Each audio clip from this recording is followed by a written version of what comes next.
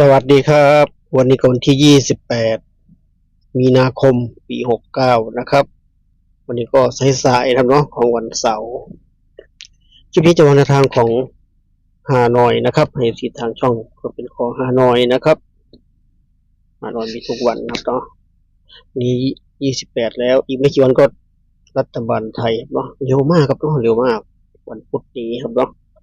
ขอรัฐบาลไทยคลิปหน้าครับเนาะหวยซองรับมาแล้วครับเนาะมีเวลาต่อที่หวยซองรับให้ FC ทางช่องครับเนาะให้เป็นแนวทางหวยซองรับขอรัฐบาลไทยคลิปต่อไปครับเนาะคลิปนี้เอาฮานอยก่อนครับเนาะฮานอยก็ย้ำว่าเป็นฮานอยรวมนะครับฮานอยรวมเหมือนเดิมก็มีคนใหม่เข้ามายังไม่รู้ครับเนาะแอดฮานอยอะไรฮานอยมันเยอะมากครับ5 6 7ฮานอยที่จำไม่ผิดครับเนาะเลยทำมารอบไหนกันแน่รอบ5 โมงถึง1 ทุ่มครับเนาะมีคนใหม่เข้ามายังไม่รู้ถ้าไปออกรอบอื่นก็แสดงว่าไม่มีโชคไม่มีดวงครับเนาะก็อย่างเมื่อวานเป็นต้นครับเนาะเมื่อวานรอบ4 โมงเย็นรอบเฉพาะกิจ4 5ตัวเน้นครับเนาะไปออกรอบ4 โมงเย็นครับเนาะเสียดายมาก4554เป็นตัวเน้นเลยพี่เขาไปออก4 โมงเย็นครับเนาะใจร้อนไปออก4 โมงเย็นไม่ยอมรอ5 โมงหรือว่า1 ทุ่มครับเนาะจะได้ตัวนี้ตัวเน้นอีกต่างหากครับเนาะก็ถ้าไปออกรอบอื่นก็แสดงว่าไม่มีโชคไม่มีดวงนะครับย้ำไปที่3 รอบนี้ครับเนาะ3 รอบนี้เท่านั้นส่วน FC จะไปจัดรอบไหนมาก็เอาที่สะดวกครับเนาะจัดมาได้ก็4 โมงเย็นหรือว่ารอบไหนก็แล้วแต่หรือไปใส่ดาวอะไรตัวมีอะไรก็แล้วแต่ครับเนาะเพราะว่าในทางเสี่ยงโชคมีเยอะมากครับเนาะมีเยอะมากเราเน้น3 รอบนี้ถ้าไม่ถูกงวดหน้าเราก็ว่ากันใหม่ครับเนาะนักเสี่ยงโชคนะครับก็วันนี้ก็เหมือนเดิมครับเนาะไม่ได้อัดคลิปสดเหมือนเช่นเคยก็คลิปพามาชมธรรมชาติสวยๆครับเนาะชมทะเลท้องฟ้าสีครามน้ำใสๆลมพัดเย็นๆครับเนาะที่หาดเจ้าหลาวครับเนาะจันทบุรีนะครับบรรยากาศดีมากครับเนาะบรรยากาศดีมาก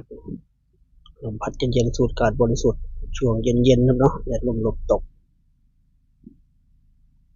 ที่จันทบุรีเนาะ FC ฟังอยู่ไหนก็คอมเมนต์บอกกันได้เนาะ FC มีที่ไหนมั่งที่ฟังกันอยู่ครับเนาะคอมเมนต์บอกกันได้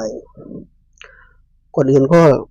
ดูผลงวดที่แล้วเมื่อวันที่ผ่านมาก่อนครับเนาะขอฮานอยครับเนาะฮานอยรอบ5 โมง รอบ5 โมง2 ตัวล่างก็763 ตัวบนก็339ครับเนาะ76กับ33976เราก็ไม่มีนะ7ไม่มีสักตัว6ก็ไม่มีสักตัวครับเนาะ339เราก็ไม่มีเนาะห่างไกลความเจริญมากเลยรอบนี้ห่างไกลจริงๆครับเนาะไม่มีเสียวไม่มีหือไม่อือเลยไม่ได้เฉียดได้ฉิวเลยนะครับก็มาที่รอบ6 โมงนะครับ2 ตัวล่างก็33รอบแรกไม่เฉียดไม่เสียวเลยไม่ใกล้เคียงเลยรอบ2มาเจอเบิ้ลเข้าไปอีกหนักเข้าไปอีกครับเนาะโกซูบิกเลยเบิ้ล33บนก็332เบิ้ลหน้าอีกครับเนาะรอบแรก339รอบ6 โมงมา332ครับเนาะแน่นอนมาก3มาทั้งบนทั้งล่างครับเนาะใครจับหลักได้ก็ได้สบายครับ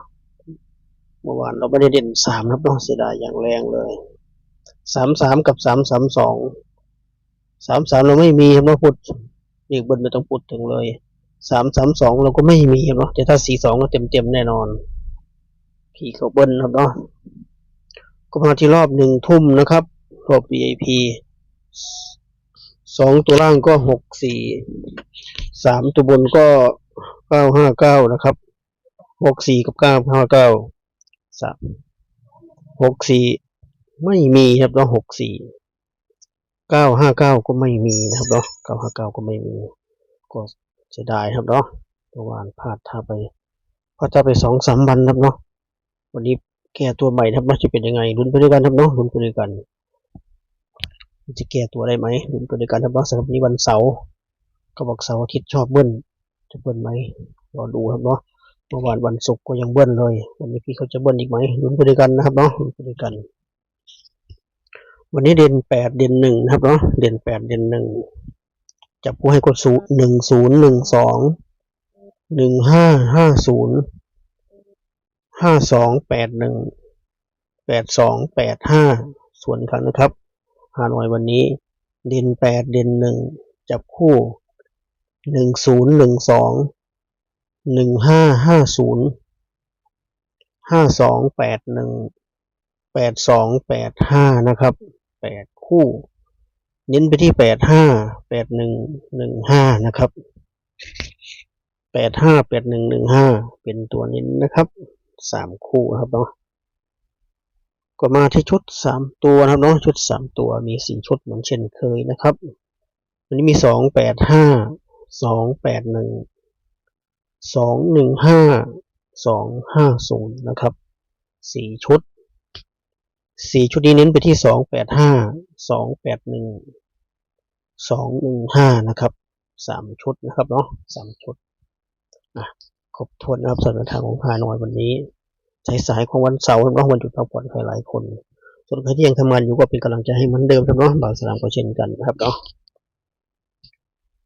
ใครไปเที่ยวไหนก็ขับรถขับเรือด้วยความระมัดระวังครับเนาะแต่อากาศไม่ได้ดูเหมือนขมุกขมัวครับเนาะยังไม่เห็นตะวันเลยบ่าวสารคามครับเนาะยังไม่เห็นพระอาทิตย์เลยขมัวสักพักกันเนาะดูแล้ว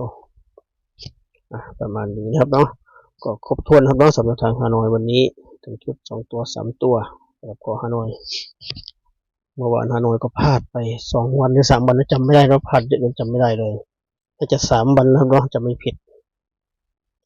อย่างดีครับเนาะเราพัฒนามาช่วยชีวิตไว้เนาะตัวนี้เลยไม่งั้นเนี่ยไปกันใหญ่ครับเนาะกูซูบิกแน่นอนเลยเราพัฒนาช่วยชีวิตก็รอดตัวไปครับเนาะตัวเบาขึ้นมานิดนึงก็วันนี้จะเป็นยังไงจะแก้ตัวได้ไหมรู้กันครับเนาะ5 โมงเย็นถึง1 ทุ่มแล้วเนาะ3 รอบนี้รู้กันประมาณนี้ครับเนาะก็เหมือนเดิมครับเนาะท้ายคลิปสำหรับคนที่งบน้อยอยากลุ้นกับเขาแต่งบน้อยกว่าตัวเน้นนะครับที่ผมเน้นให้เมื่อมันฟุกเข้าครับเนาะวันฟุกเข้าก็มี85 8115 85 8115 3คู่นะครับเป็นตัวเน้นครับเนาะ3คู่นี้ใครงบน้อยจัดไปครับเนาะไม่ลงทุนก็ไม่ได้ลุ้นปากเปล่าก็ไม่มันครับเนาะติดไปโดนไว้เนาะติดไปโดนไว้ก็เป็นฟุกเข้าครับเนาะไม่เกิดขึ้นได้ครับเนาะลองดูครับเนาะแต่ถ้าเป็นตัวชอบข้ามไปนะครับใจเย็นๆครับเนาะนอนอยู่ทุกวันครับเนาะรอวันต่อไปคนที่ถูกตาถูกใจค่อยลงทุนค่อยขึ้นเวทีนะครับเนาะข้ามไปก่อนก็ได้ใจเย็นๆนะมั้งใจเย็นๆฝากไว้คลิปนี้จนคลิปหน้านะครับเนาะคลิปนี้ก็สวัสดีครับ